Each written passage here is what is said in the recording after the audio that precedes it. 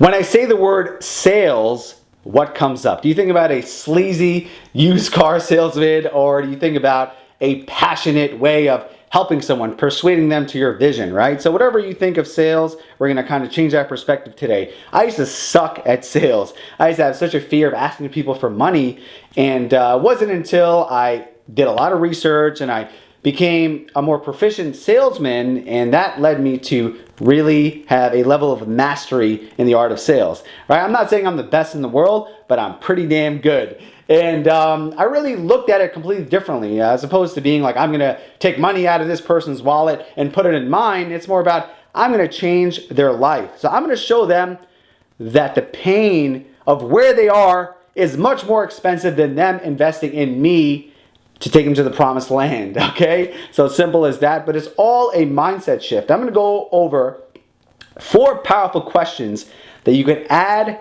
to your sales presentation, whether it's a phone sale, whether you're speaking from stage, on video, or literally you're face-to-face, okay? Once you add these 4 questions, you'll see a significant difference in your closing rate. In fact, I use these 4 questions in every sales process that I do, and I've closed over hundreds of thousands of dollars in sales in a month, right? I used to suck at it. So what led me from sucking to being a superstar? And I'll go over the simple steps. So first and foremost, the best question to ask in the beginning of a sales presentation is, why now and why me? So right off the bat, you're positioning yourself as the expert. Obviously, a person is gonna pre-sell themselves to you on why they picked you. And most importantly, you're gonna see the urgency of their problem. So why now? Is this something you want to do sooner or later? So simple, why now, why me? And you can see the importance of that right off the bat, because the most important thing in sales is positioning. So you want to be positioned as the expert, the go-to person to help a person solve their problem, okay? Number 2, so once you establish that, you can have some small talk, build some rapport.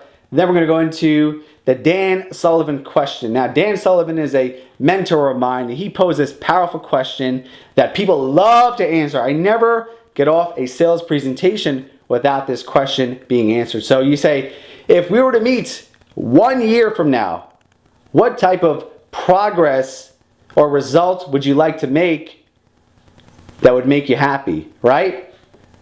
So very simple, is presupposing that you're working together, future pacing a year from now, looking back, what type of progress or results would make you happy. So a person lights up when you ask them this question. They'll tell you exactly what they want. Their dreams, their desires, their aspirations, everything, their ideal, okay? So once you establish the ideal, you then want to reverse engineer backwards to come up with a game plan for that person to accomplish that, okay?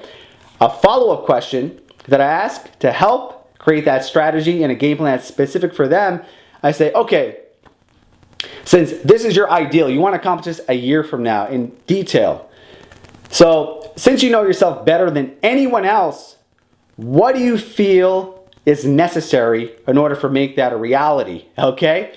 So a person obviously thinks about this pain or this problem all day long. So they're going to tell you exactly, okay, well, I need a accountability system, I need to have the tactics, I need a step-by-step process, I need to have a coach who's going to motivate me and inspire me. They're going to tell you exactly what they need, right? Because that's their core desire.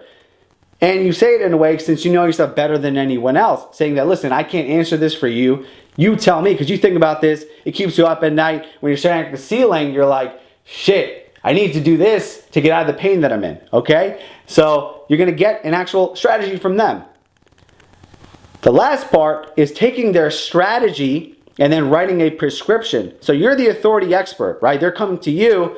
So you're going to take what they told you is their problem, and you're going to diagnose a specific solution based on their needs, okay? Now this is the most genius part of the process. And this is where a lot of people get it wrong, because they go into their features or their program, how awesome they are, right? So I'm awesome, I'm cool, here's what I'm gonna do for you. It has nothing to do with their needs. But once they express their specific needs, I'm listening very closely. If they say they want accountability, if they say they want coaching, if they say they want a strategy, well, I'm gonna diagnose a specific program based on their needs, okay? So it aligns totally with their core needs and exactly fits my program, okay? So let's say we're talking weight loss. Okay, so you told me you want to lose 100 pounds, right? That's your ideal. You want to lose the fat on your arms, you want to reduce your belly fat, and you want to have more endurance. Well, cool. Basically, you said that you want to have a coach that keeps you accountable, that creates meal plans for you, that basically pushes you 3 to 4 times a week in the gym, and at the same time has a type of body fat testing system that gets your results every single month. Okay? Well, great that you say that, because I feel you need to have a specific upper body routine to lower your arm fat, right? So we're going to do a lot of core work to reduce your belly fat, and I'm going to create a customized nutrition plan that's going to increase your endurance, and then once a month we're going to do a body fat test to make sure you stay on track.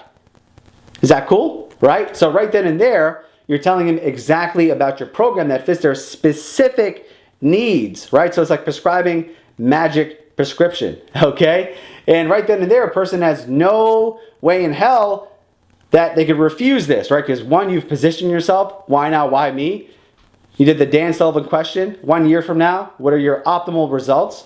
All right, looking back, how can we do it together? Number 3, you ask them specifically, since you know yourself better than anyone else, how can we make this a reality?